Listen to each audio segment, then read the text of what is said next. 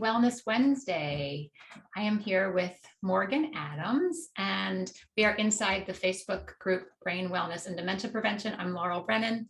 Happy Wednesday, Morgan. Happy Wednesday. Thanks for being here.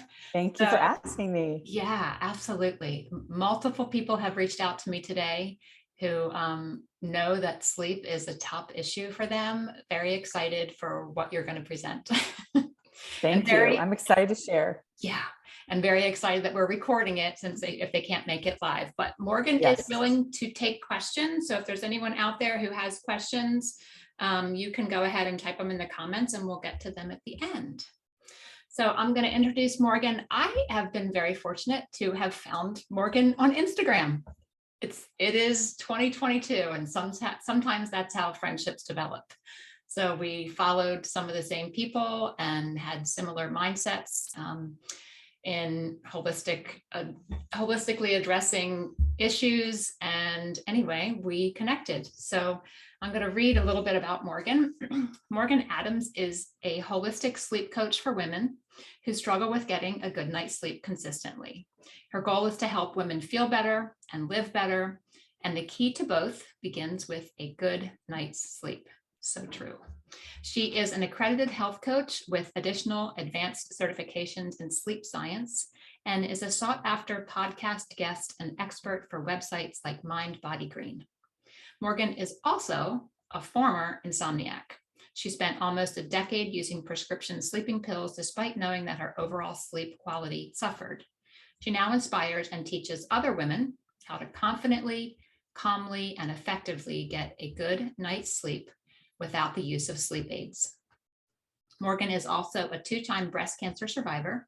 She advocates for a lifestyle of disease prevention and integrating holistic strategies for cancer treatment. Morgan lives in Richmond, Virginia with her husband and dog Ollie, a shaggy 15-pound mess of love. So thank you again, Morgan, for being here. This is our Sleep Awareness Month. We're coming up on losing an hour of sleep this weekend if you're in the US for our Spring Forward. So I know that this has been a journey for you. Yes. Would you mind sharing some of your journey to what brought you into being a holistic sleep coach? For sure. Well, as you mentioned in my intro, I had insomnia 15 years ago, and I dealt with it by taking Ambien, and I really didn't, it was prescribed by a doctor. So I figured, a doctor is going to know best. I didn't know really anything else I could do for it. And I really regret not doing my research more on the downsides of Ambien. I won't go off on a huge tirade about sleeping medications, but the nuts and bolts of it is that it's a hypnotic sedative, really. When you're taking a prescription sleep aid such as that, and I hate to keep picking on Ambien, but there's other brands. In any case, what's happening is you are not actually getting deep restorative sleep. You are being sedated. So you're not going through those sleep cycles. And when you wake up, you are not really feeling refreshed because you haven't really gotten decent sleep. So because of that, I spent most of my mornings, quite honestly, in a fog, in a funk. I couldn't shake it. And it wasn't until I met the man I'm currently married to, who, when we met, he noticed I would take these pills and I would sort of become what he said, like a zombie. And he's like, I'm just not sure this is good for you. And of course I had, in the back of my mind thought, well, maybe it's not either. Cause other things that I would do after I took the pills at night before I would kind of pass out, I would sometimes like binge eat. And then, I'd wake up and like, there'd be like an empty bag of candy or whatever, and that's not healthy to like binge eat a whole bag of candy before you go to bed. That's definitely not going to help you at all. So he kind of built a case for me to consider stopping taking the pills. And I listened, and what I ended up doing was I ended up stopping the pills. And it wasn't easy, but I was able to, successfully get off the pills, and I was able to get decent sleep. I mean, I wouldn't say that I was like an amazing sleeper, but I got by and I didn't have any like serious issues. I mean, in the human experience, it's normal to have a night or two of insomnia. That's just normal. So it's not anything to worry about if every so often you just can't sleep. That just happens to everybody. But where it really kind of started to take a dip again was March of 2020. Gee, wonder what happened then. And a lot of people were finding the same problems with their sleep. They were, really having trouble sleeping. Their routine was off, because they weren't going into the office, so they didn't have to get up by a certain time in the morning. So everything was just kind of messed up for a lot of people with their sleep, including me.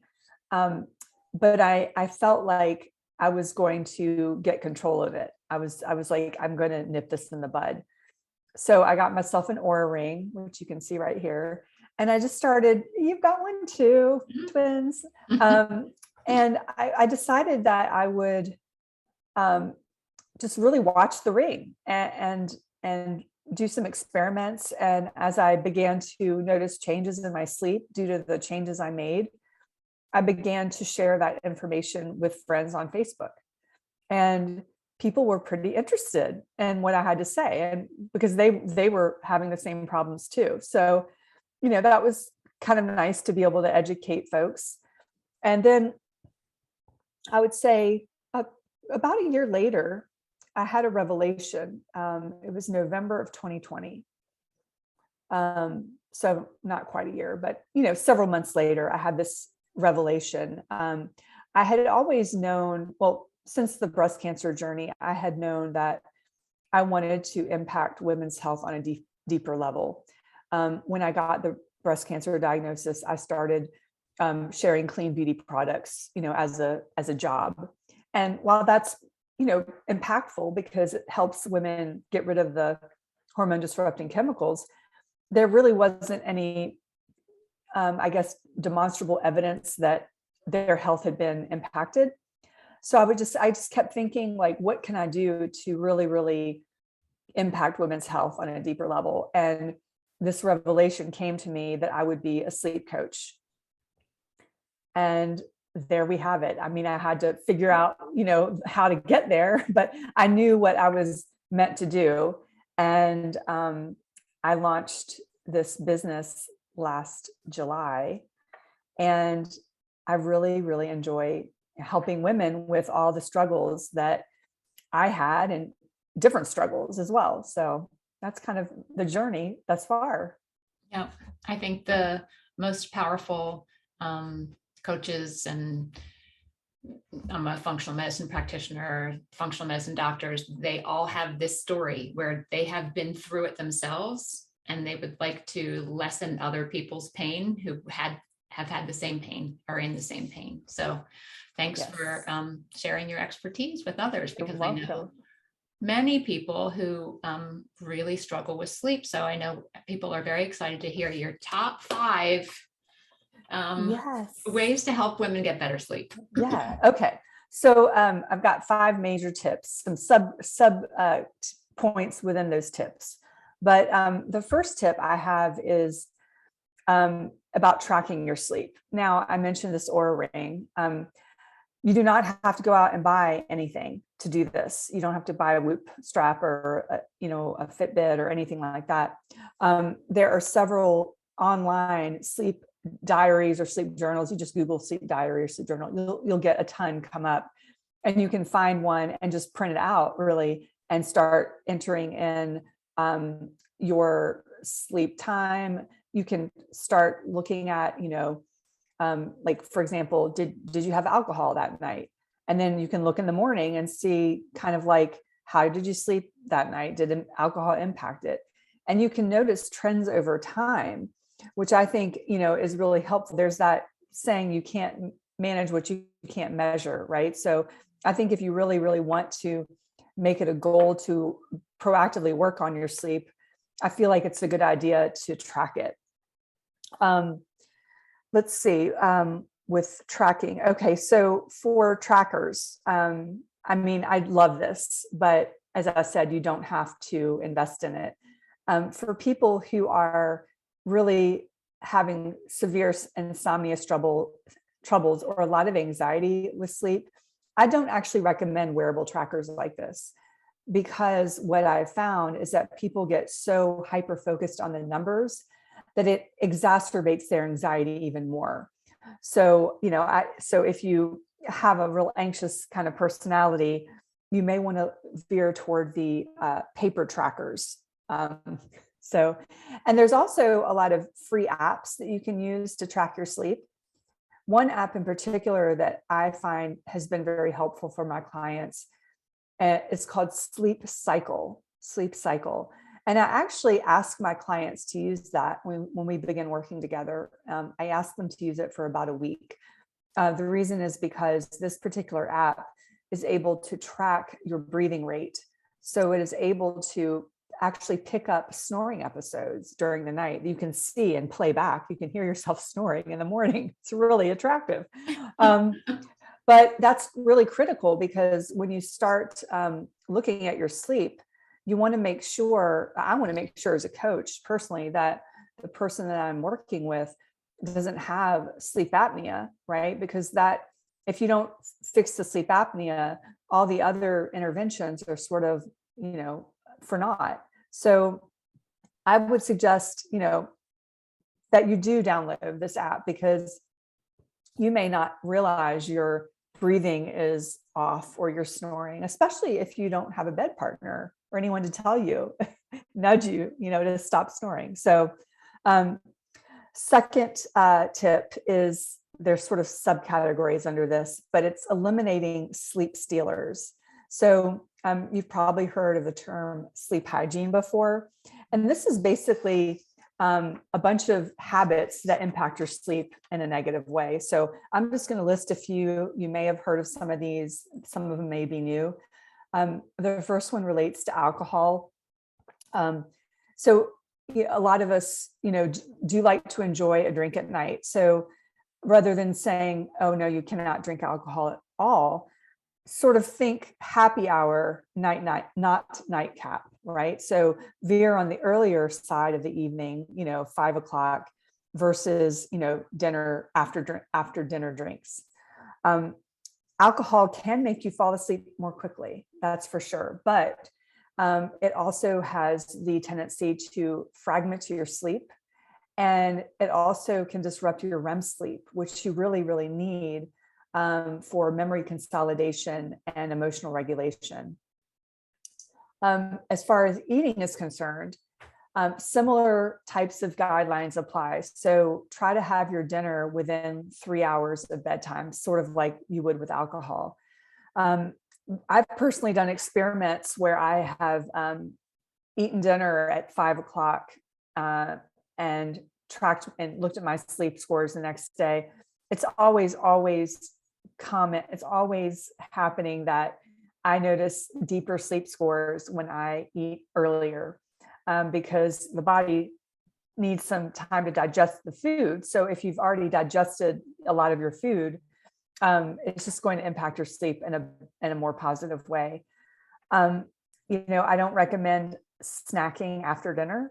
However, there is a subset of people, mainly women, who sometimes end up waking up between 2 and 4 a.m. And it's because their blood sugar has dipped. So if you're one of those women, you may want, and you're bothered by that 2 to 4 a.m. wake up, like you're not getting back to sleep, it's bothering you, you could try a pre-bedtime snack, but you would want to make sure that it's balanced, that it's balanced with macros. So an example of a good snack would be like half a banana with almond butter would be like a sufficient snack. But typically I would steer away from eating after dinner, especially like if you're eating ice cream in front of the TV at night, that's like definitely going to impact your sleep. Okay, so let's talk about another substance that many of us like, including me, is caffeine in the form of coffee in particular. So I really do suggest that people have a caffeine curfew. I don't think it's necessary to completely eliminate caffeine in most cases. There are exceptions. Caffeine has a quarter life of 10 to 12 hours. So if you had a cup of coffee, for example, at like 2 o'clock, some of that caffeine could still be in your system by the time you go to bed. So it's a good practice to cut off caffeine by like late morning, like 11 or even noon, because there are certain people out there who have a specific gene that makes them metabolize caffeine more slowly. So unless you may not know that unless you've had that genetic test done. So I think it's just better to err on the side of caution. Also, people who are taking hormonal birth control or pregnant women metabolize caffeine more slowly as well. So there's, different factors. So just always, I guess, err on the side of caution and try to like cut your caffeine off by lunchtime or a little bit earlier. Okay, so let's talk about the bedroom and creating a sleep sanctuary, as I like to call it. So you want to keep your bedroom kind of like a cave, cold, dark, and quiet. So as far as temperature goes, the best temperature for sleeping is like between 65 and 68 degrees. I typically will make a point to turn down my thermostat a couple hours before I go to bed, so that by the time I get into bed, it's a little chilly in the house. One hack that I have discovered, well, let me just back up and say that your body does need to cool down its core by 2 or 3 degrees to get to sleep and to stay asleep. So one of the ways to do that, which is a hack, this hack requires a little bit of cash, but it's in the year that I've been using this product, it's been a game changer for me. It's called a chili pad, and it cools your mattress, so you are staying cool throughout the night. If you have hot flashes, night sweats, or you're just a hot sleeper, it's a really good product to consider. As far as lighting goes, I would definitely recommend people turn off the LED lights above them when they get home from work, and then turn on like table lamps, like dimmer light in the evening for sure. And also blue light blocking glasses. These are on me all the time. And now this time of night, I would be wearing these, but I can't really see very well, so I'm going to take them off. But I take the blue light blocking glasses really seriously, because you want to block out that blue light. The blue light inhibits your melatonin production, and you need that melatonin, which is your sleep hormone, to start stimulating or start signaling that it's time to go to sleep. Okay, so as far as noise, I like to use a white noise machine at night. I feel like it's very helpful to block out any kind of noises outside. If you're a light sleeper, especially, there's several different noise machines on the market. There's also apps that you can download, and that's really good for travel too. Okay, so the third one is learning to love your bed. After you've created that sleep sanctuary, you're going to want to learn to love your bed. One of the problems that happens a lot in the women that I see is that they are using their bed as a place where they do their work, or they scroll social media. So the general rule of thumb, you may have heard this before, but the bed should be used for only 2 things: sleep and sex, or intimacy, whatever you want to call it. So the idea is really in this case is to form an association between your bed and sleep. You want to really tightly link the two. Another problem sometimes I encounter with my clients is waking up in the middle of the night, right? They're waking up in the middle of the night. They're lying in bed. They're extremely frustrated that they're not falling back asleep. And so what they're doing there is they're associating their bed with anxiety. They're associating that anxious emotion with bed. So we don't want that. So what we do in a situation like that is I recommend that you get out of bed, right? If you're lying there just frustrated, and I would say give yourself about 20-30 minutes before you actually get out of bed, because you might fall back asleep in 5 minutes. But if you're lying there just frustrated, get out of bed, go to another room, make sure the light is dim, and then do something very relaxing like reading until you get sleepy, and then you go back to bed again. So you just really want to use that bed for just sleeping and intimacy. That's just really, really key. The fourth tip is to confront worry. One of the biggest issues, like I kind of just touched on, is women waking up at night, and one of the things that they're worried about, I mean, they wake up because they're worried, essentially, and they're worried about work and family and just life's demands, just, stuff that we all worry about. You really can't control worrying. It's going to happen, but what you can do is try to really try to confront your worry during the day, so that you're less likely to wake up worrying at night. And there are a couple different strategies on how you can try to shift your worrying to the daytime. So the first strategy is mindfulness. And mindfulness is one of those terms that sometimes intimidates people, but it's really just as simple as learning to focus your present experience without judgment. And you can do this by breath work, meditation, or even just noticing something as simple as, you're pulling your curtains open in the morning and noticing what you see outside. That is mindfulness. And so I recommend that people practice mindfulness from the time they wake up, like as part of their morning routine. Maybe take a break during the middle of the day for a breath, just a quick breathing exercise or a meditation, and then before bed. So I think a lot of times people think about the whole meditation for sleep as this is what I do right before I go to sleep, but it's really a practice that carries you through the day. And you don't necessarily need to spend a lot of time doing it. You can do, a 5-minute meditation during the middle of your day. Everyone's got 5 minutes somewhere. Another practice you can do to tackle the worry is called designated worry time. Okay. This is an actual science-based strategy, where you set aside a designated time every day. 20 minutes is usually a good benchmark of time. And you literally do nothing for that time period but worry. just worry. You can write down your worries if you want to. You don't have to. You could just think about them. And after about 2 weeks of doing that, you should start to notice that you're worrying less at night. So that is, and you can just, get a journal or a piece of paper. You don't have to do anything fancy for that. The fifth tip is have a consistent wake up time. So this means even on the weekend.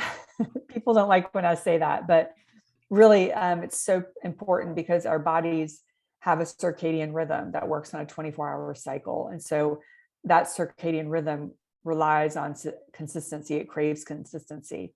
And when you wake up at the same time every morning, you are going to have better sleep because you're going to have your sleep drive build up throughout the day, and that helps you get to sleep. So if you're going to sleep around the same time, if you're waking up at the same time every morning, it's more likely that you're going to get tired at the same time every night.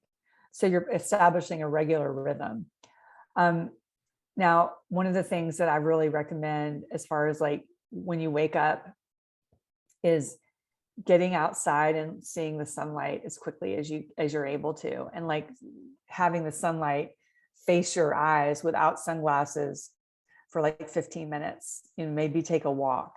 It's a good way to just regulate your hormones. And if you wake up before the sun is up, which happens to me quite a bit, I wake up at 5 usually and the sun is not out. I have this thing, I should have actually pulled it out. It's called a light box. There's a brand called Verilux, and it's called the Happy Light. And I just turn it on in the morning. I do my, journaling or meditation or whatever I'm doing. And I just sit in front of that light for about 30 minutes. And it really does help, especially like when you are in during the winter months and it's, you're not getting as much daylight. So those are my tips on how to get better sleep. Yeah, that's an awesome list. And I didn't want to interrupt you, but I have a whole bunch of thoughts. Is it okay if we go back? Yeah, go back. Okay. Share. So I wanted to share a personal story about the Oura Ring. I also started with sleep troubles around March of 2020.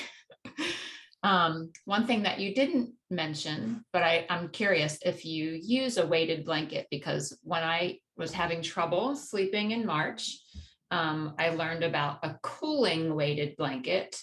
My daughter had a weighted blanket that was like fleece, and it was so hot she couldn't handle it.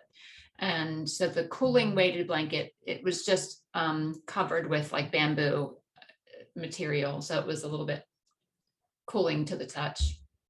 That helped me dramatically when I first started using that. And then we went on vacation and I didn't bring it with me, and I had to go buy one at the store because I couldn't sleep without it. I'm now like, I don't have to travel with a 12 to 20 pound blanket when we go sleep in a hotel. I've gotten better at not being dependent on it, but it was really kind of a game changer for me when I was struggling. And do you use a weighted blanket? I do. I love the weighted blanket. I've been using one for probably a little over a year.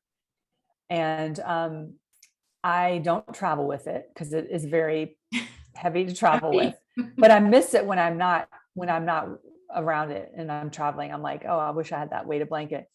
There is, there's not like a whole lot of data supporting it, but it does tend to help some people with anxiety associated with like anxiety just as a standalone issue, and also people who have anxiety about sleeping.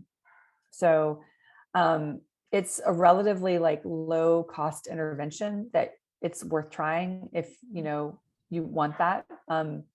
They range, I don't know, they've got them. I've got like a sheet, like a article that goes into like some of the best ones and the price ranges, but they're accessible to everyone. Basically, you can get them on Amazon for maybe $50. Right. Yeah. Yeah. So just curious about your experience on weighted blankets. And that's interesting to know that there's not a lot of scientific studies, but it's kind of worth a trial and error. I have had some friends that tried one and they just were too hot with it. So you really do have to cool your room, even if you have a cooling weighted blanket, unless you have your fancy bed cover that runs cold water through your mattress. I know. One thing that you can do, I think, that a company recently sent me a weighted blanket to try out, and the cover they sent me is a little hot, so I might end up unzipping the cover and just using the blanket itself without the cover. So like if that's a fix, if you do have a weighted blanket that's too hot, you could always just strip the cover off. So if that is something of interest to people, I do recommend getting one that's washable, because they're not all washable. And who wants a blanket that you can't wash?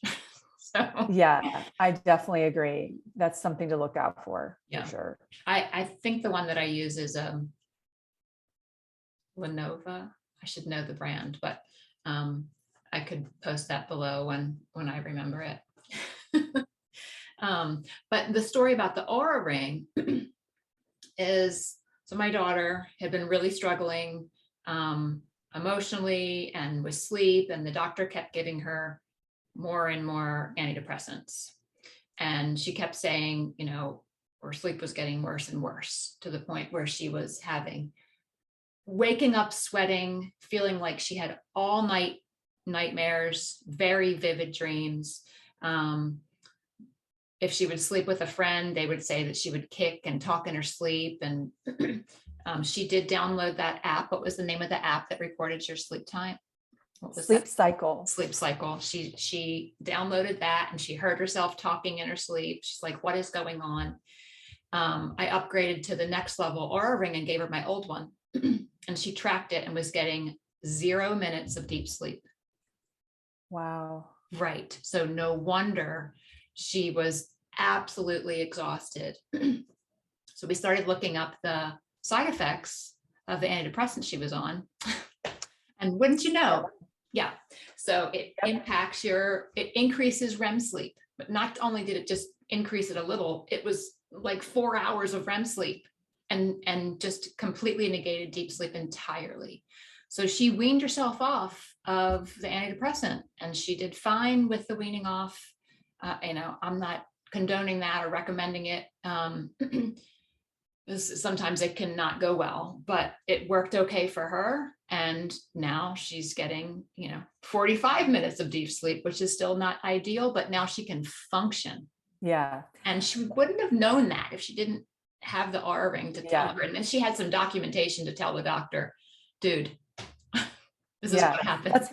That's fascinating. And that's very common with antidepressants. And, unfortunately, I used to sell an antidepressant. So I really understand the whole mentality of the prescribing behavior. And they are handed out like candy, quite honestly. And they're handed out before other lifestyle interventions are addressed quite often. It's an easy fix. And unfortunately, I don't think many of the doctors who are prescribing the antidepressants are aware of that side effect of disrupted sleep stages. So, and that's critical. I'm just so glad that your daughter figured it out. Right. Yeah. Yeah. Wow. So then I wanted to talk about your 3 hours before bed, minimizing or eliminating food at that time. And that actually perfectly correlates with what I teach, what I learned from Dr. Dale Bredesen, and he calls it a Keto-Flex 12/3, the 12 meaning having at least that amount of time where you're not eating, an intermittent fast, and the 3, not eating 3 hours before bed. And for when I track that, I have a very dramatic change in my heart rate variability and my heart rate when I eat late. So my heart rate just stays higher longer into the night, and my heart rate variability is low.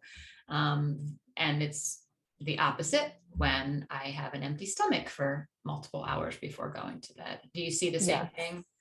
Absolutely. Yeah. I'm always looking at that. And I did actually last week, I haven't done this in a long time, but I did a 24-hour fast. So I basically skipped dinner. And wow, my scores were really good. Deep sleep, heart rate was really low. It's not something that I want to do a lot. I was trying to honestly just fix a little gut issue, and see if it worked. But, and then on the other side of the spectrum, I was having dinner with friends, and we wrapped up our dinner at 8, and I had pizza for dinner. Terrible sleep score because it was a heavy meal. I ate a lot of pizza, and I finished it at 8 and I usually go to bed around 9. I think I pushed my bedtime to 10 that night, but because we were out, but still that was a lot of food to have in my stomach as I was going to sleep, and my sleep scores were in the trash. And even like one glass of wine can increase the heart rate by like 10 points. Like if it's 55, it's 65, which means your body's not fully relaxing. You're not fully healing. You're not getting into your most restorative sleep. Yes. Yes. And then I wanted to talk about like bedtime routines and a potential free way of cooling yourself down if you can't afford your mattress cover. What was the name of it though?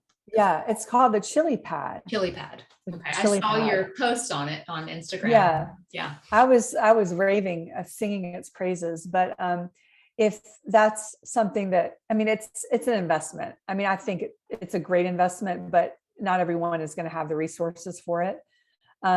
Other ways of helping that temperature is just, like I said, turning down the thermostat, first of all. You can also take a warm bath or shower about an hour and a half before you go to bed. It sounds a little counterintuitive, but what ends up happening is your core body temperature does drop shortly after you take that warm bath or shower. So that is definitely a hack as well. There's also, a fan that you could put on at night, a ceiling fan or just a table fan. And here is a less appealing hack than a warm bath, but you can do a cold shower or an ice bath. Now, for most people, it takes some time to build up the ability to tolerate that. But I have MS, and it's particularly helpful to reduce inflammation. But I did a cryotherapy where you're in a machine that, is negative 340 degrees for like 3 minutes. And afterwards, you step out, you put on a warm robe, and you drink a cup of hot tea. And I just wanted to like fall asleep in my chair. Like I was so relaxed after that. So the intensity of the cold can also help you fall asleep. For some people, it can be amazing. Yeah. And I will share one of my own personal sleep hacks. Well, I don't know if it's a hack. It's a crutch that I have to use occasionally. If I wake up, almost always have to wake up to go to the bathroom in the middle of the night. And if my worrying mind kicks in, I will use Insight Timer.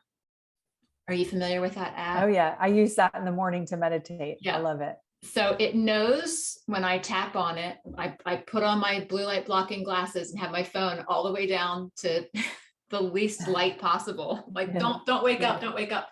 I have a red night light in the bathroom. So no light, no blue light coming in. And I'll find, like I said, when I turn it on at 3 a.m, it knows that I'm waking up in the middle of the night and I want a meditation to help me get back to sleep.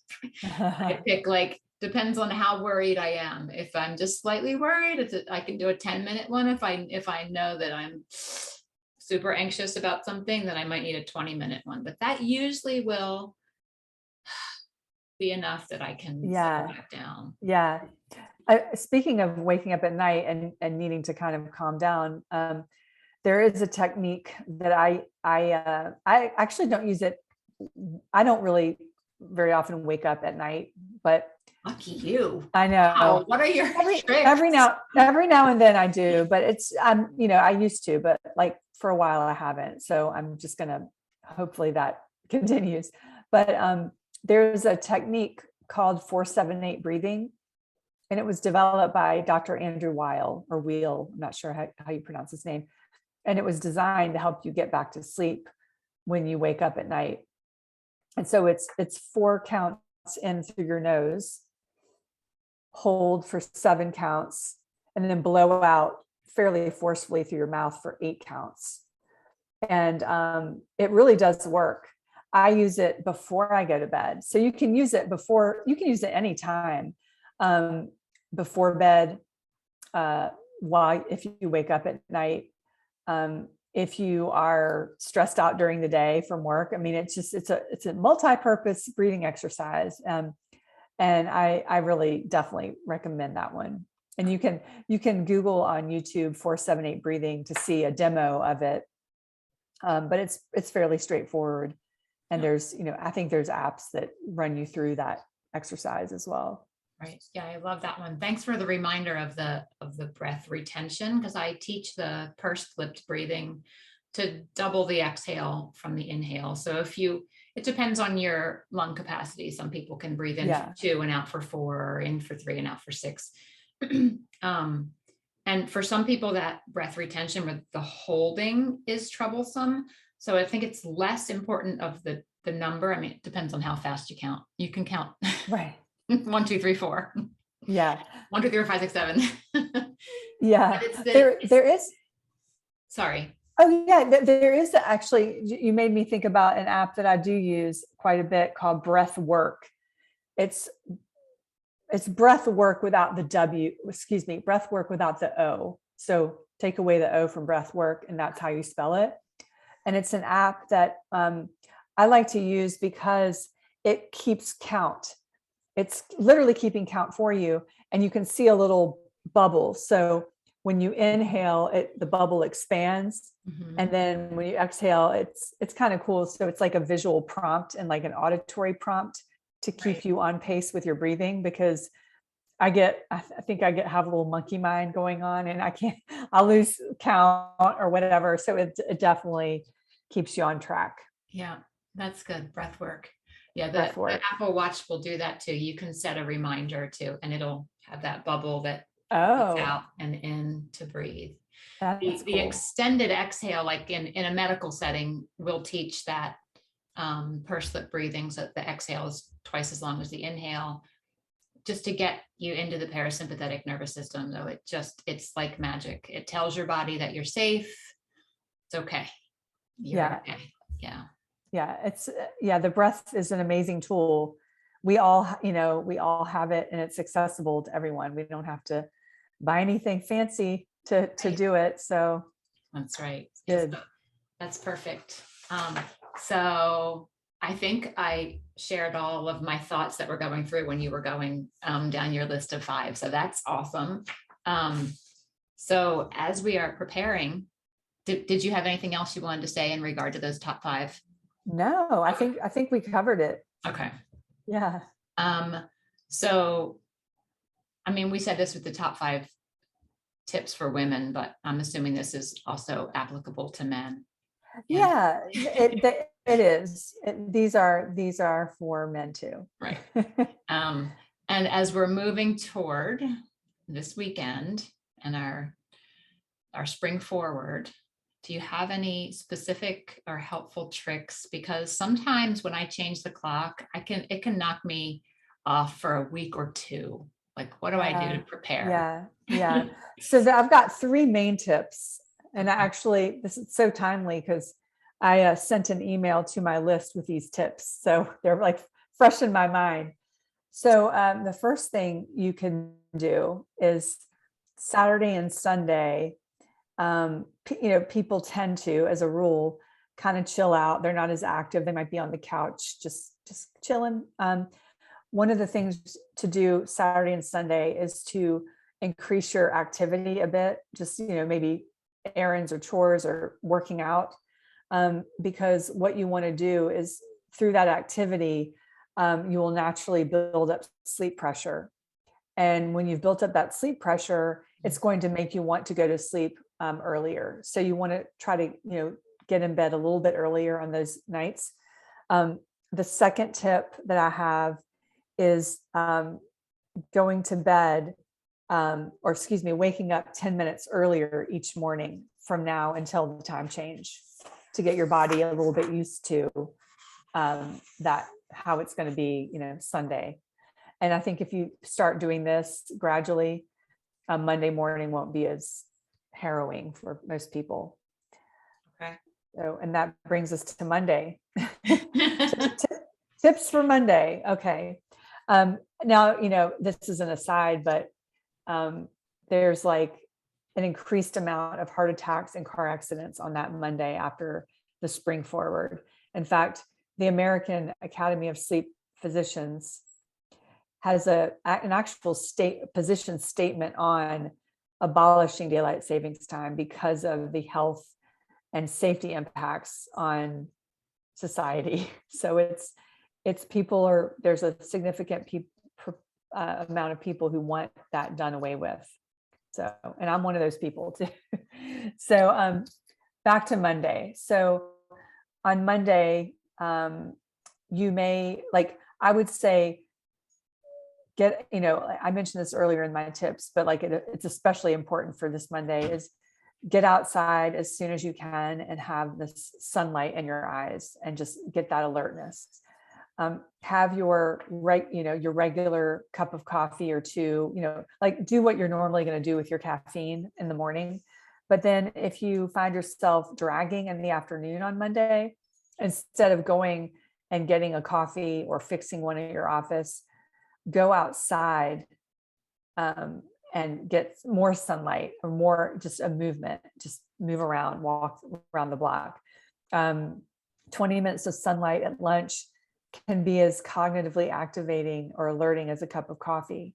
So, it is a good substitute. And it's, because if what could happen potentially is Monday, let's just say around 2:00, you get tired and you succumb to the coffee, Starbucks around the corner or whatever, you're going to have that. It's going to kind of perpetuate the cycle. So you're not going to be as tired at your normal bedtime, and you're just going to keep the cycle going. So that's those are some really kind of simple, actionable ways to prepare and then make next week better. Yeah. Godspeed, everybody. Yeah. May the force be with you. I know. I know. Oh my goodness. I don't know. The older I get, the more impacted I am by these changes in schedules. Like, I don't think it was a big deal when I was younger, but I seem to be very impacted the last 5 or 10 years. Yeah. So sleep is obviously extremely important for maintaining a healthy brain. When I'm educating clients about, the top 10 things to do to keep a healthy brain or to reduce your risk of dementia, it's like, you need restorative sleep. So can you talk about that a little more, maybe the difference between deep sleep and REM, or whatever you want to share about sleep and brain health? Well, I think anecdotally, I mean, this has just been shared, and some things that some education that I've had is that, like, you think about people who are short sleepers. You think about Ronald Reagan and what's the other? I'm blanking out on the other lady's name. Margaret Thatcher. I was like, wait, who was that lady? They both were self-professed like short sleepers. They would be like, I can survive on 4 to 5 hours of sleep, right? And as it turned out, both of them developed Alzheimer's. Not to use them as like their scientific medical examples, but I think that there is definitely a correlation between dementia and short sleep. So they actually showed that 15% of Alzheimer's dementia is attributable to poor sleep. So that's a pretty big percent. There were more than 25 observational studies that found a considerable higher risk of cognitive impairment and dementia. So what's happening is when you're sleeping, you are basically cleansing your brain. You're clearing out those beta amyloid plaques. And your brain gets an overnight cleanse. So if you're not cleansing your brain enough, you're going to suffer the consequences, from a cognitive standpoint. Another thing to kind of tie back to our previous chat about medication, there are a lot of people who I know, and a couple of clients that I've worked with, who use Benedryl and other anticholinergic,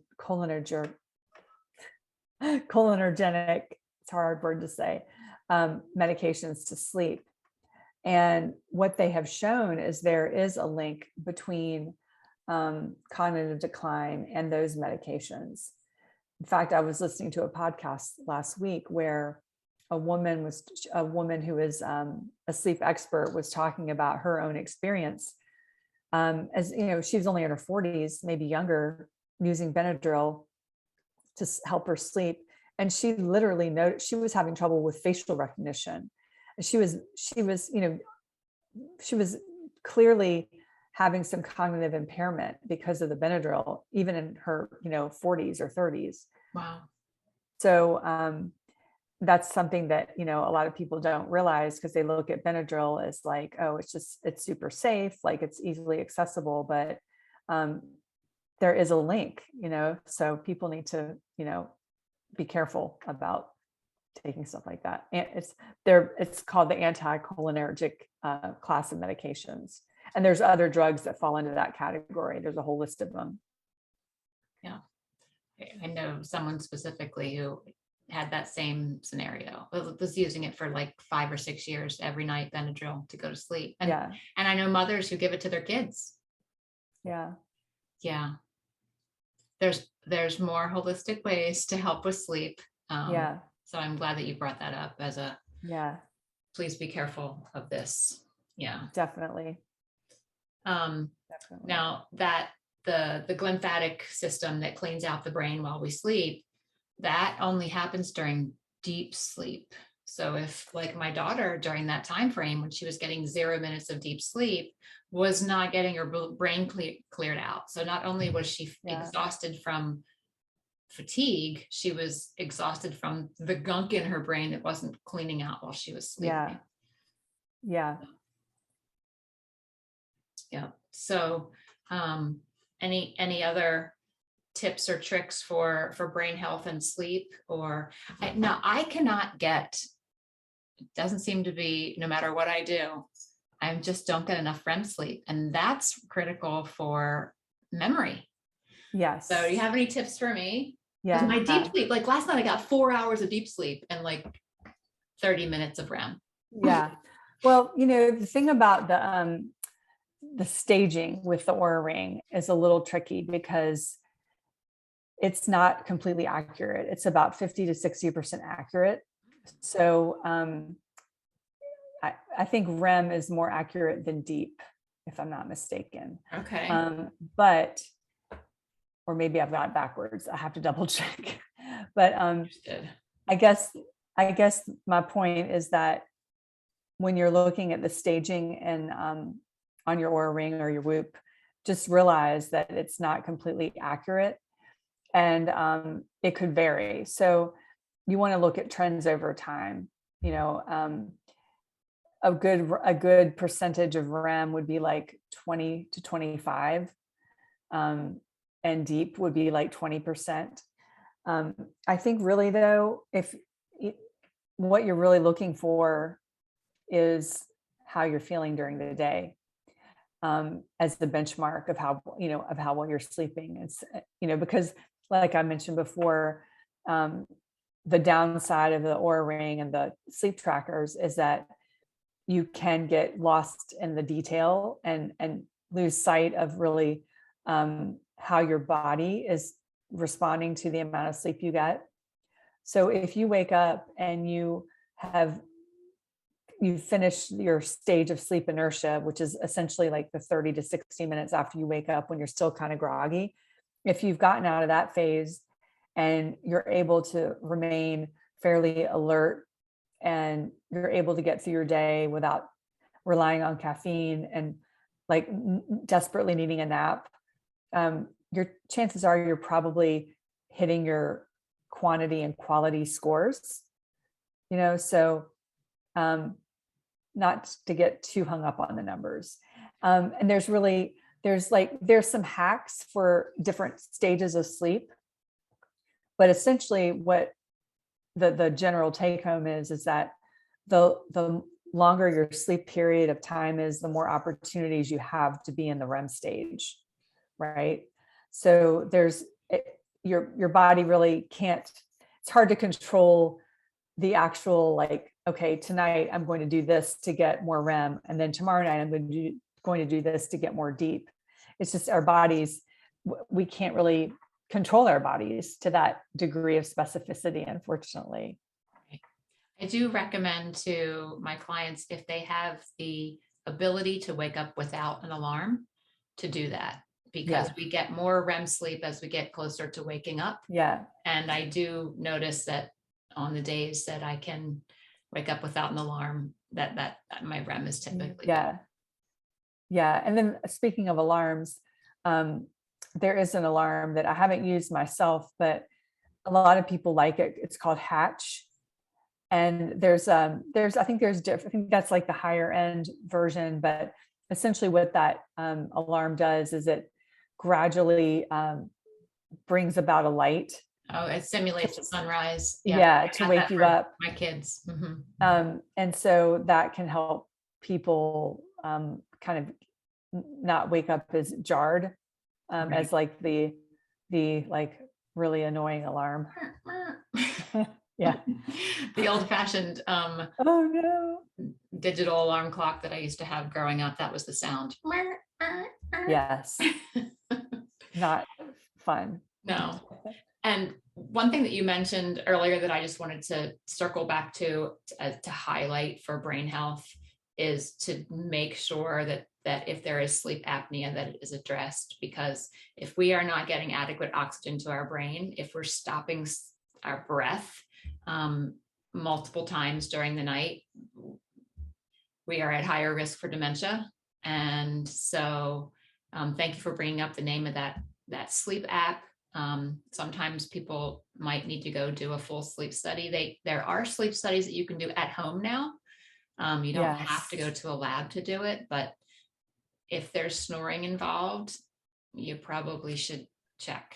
And there's some people that are silently stopping their breathing as well, if there's nasal blockages, or so adequate oxygenation to the brain, blood oxygenation while you're sleeping is critical for brain health. Yeah. I mean, if you wake up frequently with a headache or dry mouth, or if you're tired all day, you're exhausted despite the fact that you've gotten, your normal amount of sleep, those could be signs that you have, a sleep breathing issue.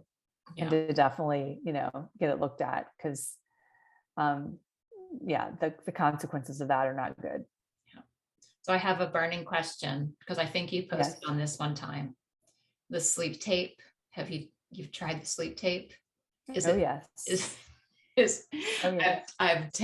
teased my husband that I'm going to put sleep tape on him, and he's absolutely adamant, like, no way, no, absolutely no way is he ever going to try that. What did you think? Well, the funny thing is like I saw, on Facebook, you have those memory posts pop up. And recently one popped up where I think it was 2 years ago, where I was sharing sleep tips and a little graphic, and one said, one of the tips was mouth tape, and I said, I'll try all of these, but mouth tape, you've got to be crazy. And then last year, my husband started mouth taping, and I honestly can't remember why he started to do that, like what he heard about it. But I was like, I am too scared. I'm just too scared to do that. I'm afraid I won't be able to breathe. And what he told me to do, he put on his sleep coach hat for me. He told me to wear the tape during the day while I was at home working for a couple hours, to make sure that I was able to do it. And I was able to do it just fine without feeling anxious. And then I used it at night, and I've never looked back. I've used it every single night since then.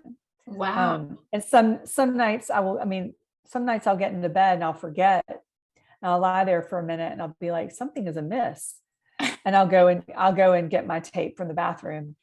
But yeah, I think it's a good practice.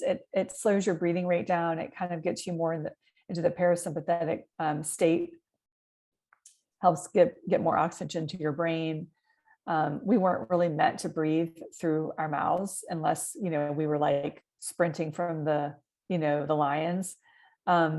So yeah, it's a good practice. I would definitely, though, if you're going to try it, you need to make sure that you can breathe through your nose, so that, if you're really congested, it could be a problem. Yes. So again, it kind of goes back to trying it during the day to make sure that you are able to do it without feeling super anxious, and making sure that you can get, breathe through your nose. Right. Okay. That's a good point. That's a good tip. Maybe because my husband, after I've been picking on him about his snoring, he recorded me at night, and he's like, yeah, see, you snore right as you're falling asleep. You snore too. I'm like, maybe I can benefit from the mouth tape. Oh, well, this has been awesome. Let me see if anybody has questions. And while I'm looking that up, do you want to share how people can find you, and if you have anything coming up? Yeah. Well, you can find me at morganadamswellness.com is my website. I'm very active on Instagram, doing lots of sleep related posts. And my handle on Instagram is morganadams.wellness. And next week is National Sleep Awareness Week. So that's Sunday through Sunday, I think the 13th. So for that week, I am actually offering $100 off on my sleep coaching package just for that week, because it is Sleep Awareness Week. And so you can find all that information on my site. And I offer a free consultation for anyone that wants to, chat with me about the program and see if it's a good fit. So that's how you can find me. That's awesome. I love interacting with people and talking about all things sleep and health. Yeah. That's what makes me happy. Yeah. Good sleep makes me happy. Oh, yes. So we have a comment from Sean. So Sean Schmidt. Hi, Sean. He said his weighted blanket raises his heart rate variability 10 to 15%. That he has significant, improvement in his HRV from the weighted blanket. And Mary Graham. Hi, Mary Graham Flanagan. She said the best sleep I have ever had was after having acupuncture. I have always had sleep issues, even as a child, and I used to sleepwalk and still do once in a while, but that's a shout out for acupuncture and weighted blankets. Yeah. Acupuncture. I've never dabbled in it too much, but I have definitely heard that people with sleep problems can get some relief from acupuncture. It's an amazing practice. That's interesting. So thanks, Mary and Sean, for your comments. If anybody has questions, ask now before we wrap it up. You can always comment in the post afterwards, and I can connect you with Morgan, and share again how to find you. morganadamswellness.com is my website. Okay. And I'm on Instagram. My handle is morganadams.wellness. And that's where I'm most active. She has an interesting reel like most days of the week, and I love to see your beautiful red curls. They come up on my feed. I'm like, oh, Morgan and her pretty curls. Thank you. So thanks for spending your time with me. I'm going to go put my blue light blockers on, because I have right. And I'll put my really serious ones on now too. So this means I'm getting serious about going to sleep. Yeah. So can you watch TV with them? Can you see things? Yeah. So these are the night times. These are the evening ones. And these are the day ones that I've got on right now. So they magnetize. But it's so funny. My evening routine is I put these on, the darkest ones on, and I watch TV for about an hour to 45 minutes. And by the time that time period is over, I'm actually really tired, and I'm ready to go to bed. Yeah. I don't know. There's something about these darker lenses that make me tired. So I just keep using them, and I don't worry about watching TV. I know that's like a lot of people, it's like a sleep hygiene rule for a lot of people, but I think that if you watch content that is not distressing or overstimulating, you really can watch TV and not worry about it. Like my husband and I watch like the Great British Baking Show, which is like so like light, or like just something kind of funny or lighthearted. Don't watch The Handmaid's Tale at night. Right. I like to do HDTV with the glasses on, and those glasses will make me tired too. And I just have the cheap ones that aren't super dark, but not too long after I put them on, I'm dozing off. Yeah. So, it's been great. Thank you so much for all your tips. Oh, thank you. I'm happy to share, and I appreciate the invite to come on and give the information I've got. So thanks so much for joining the community for the evening, and we'll stay in touch. Absolutely. Yeah. Okay. Thanks, Morgan. Happy Wellness Wednesday. Good night, everybody.